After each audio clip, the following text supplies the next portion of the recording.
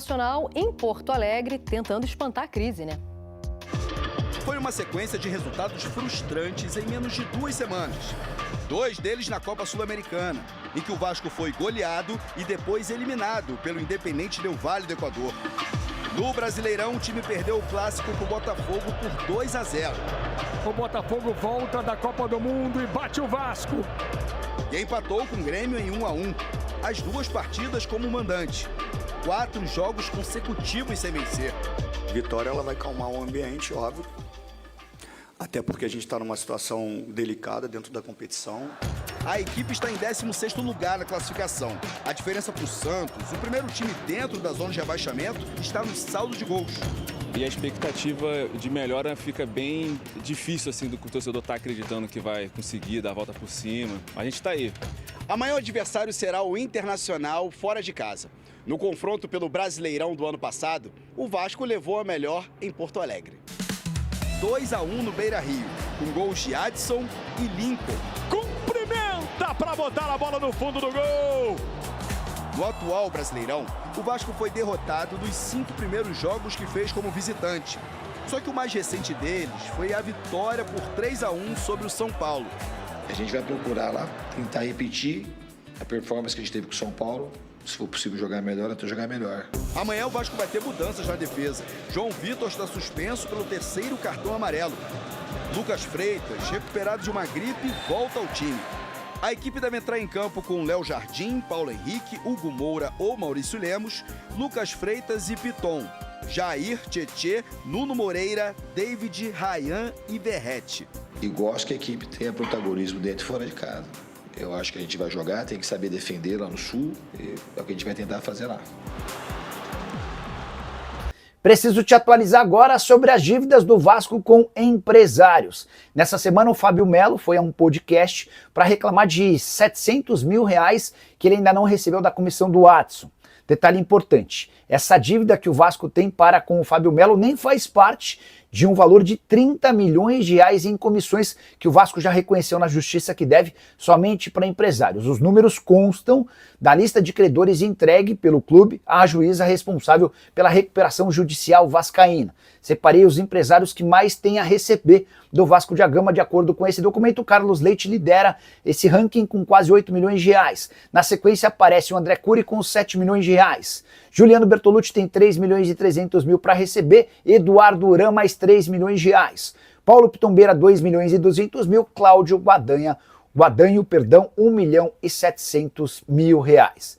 Vasco da Gama que vai em busca de reforços no mercado. A prioridade para encontrar um zagueiro. Nino e R. Minas são nomes complicados, muito difíceis. Além de atacante de velocidade, Andrés Gomes está nos planos, atacante colombiano que joga no futebol francês. Sobre reforço à disposição do técnico Fernando Diniz. Estou falando do volante Thiago Mendes, que teve uma ótima semana de treinos e tem boas chances de ser relacionado para a partida contra o Internacional neste final de semana. O jogador que vem passando por um período de avaliação desde a sua chegada, até confirmando o que foi falado na sua apresentação e também no aeroporto ao BTB Sports, que para ele estar 100% precisava pelo menos aí de 2 semanas de treinamento para a partir de então ter uma sequência de jogos. E com isso, o técnico Fernando Diniz ganha mais uma peça no meio de campo, nesse setor, até pela transição de bola. O Fernando Diniz vai utilizar o treinamento de sábado, o último treino, para poder bater o martelo. E que falar sobre mais um jogador à disposição do técnico Fernando Diniz, e até uma boa notícia ao torcedor. Lucas Freitas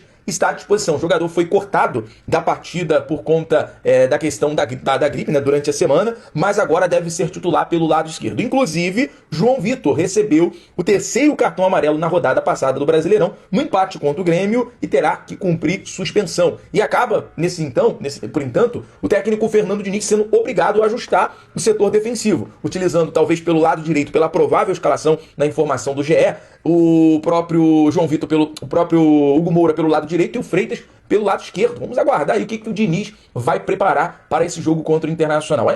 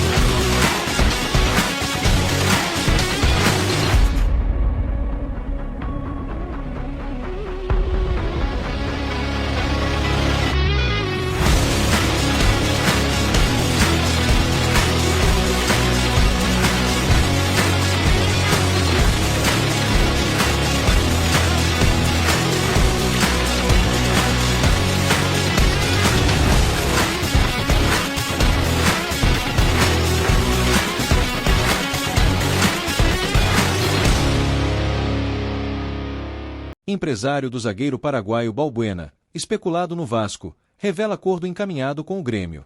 O Grêmio encaminhou a contratação do zagueiro Fabián Balbuena, de 33 anos. A informação foi divulgada pelo empresário Renato Bittar em entrevista à Rádio Rock Pop, do Paraguai, na manhã desta quinta-feira.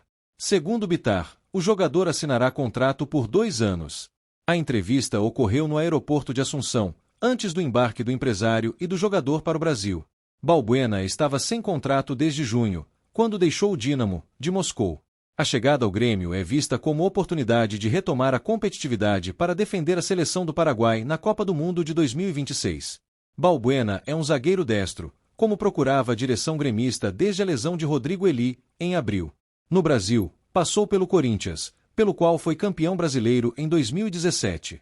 Ele retornou ao clube entre 2022 e 2023, quando disputou 31 partidas emprestado pelo Dínamo. O zagueiro tem no currículo a disputa de 5 edições de Copa América e conta com passagens por clubes como Nacional e Libertad, do Paraguai, e West Ham, da Inglaterra.